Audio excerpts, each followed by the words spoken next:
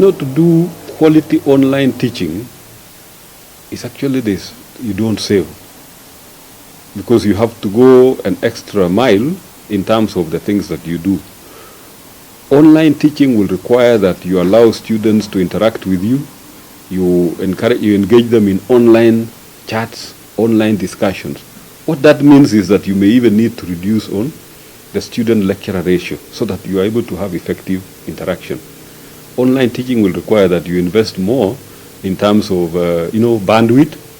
That means that as a university, we have to increase our bandwidth because it really consumes. Remember, you're doing video conferencing, you're doing video meetings. That means that now, because we expect people to work from home, we have to think about where they are, and in terms of airtime, we need to facilitate the staff to be able to interact with the students continuously. Otherwise, they'll be reluctant. So you see, you have to think about things like that. So yes, there's a cost in terms of the day-to-day expenditure, but there's another cost that comes now with ICT expectations. In terms of the expenditure by the university, actually the university needs a little assistance, so to speak, if it has to do the right thing, give the right quality of education, because that is what is very key.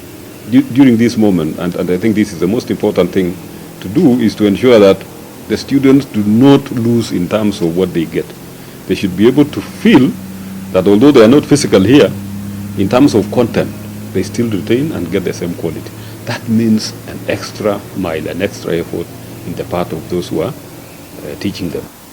I think the universities will spend a little bit more by going online, especially from an infrastructural point of view.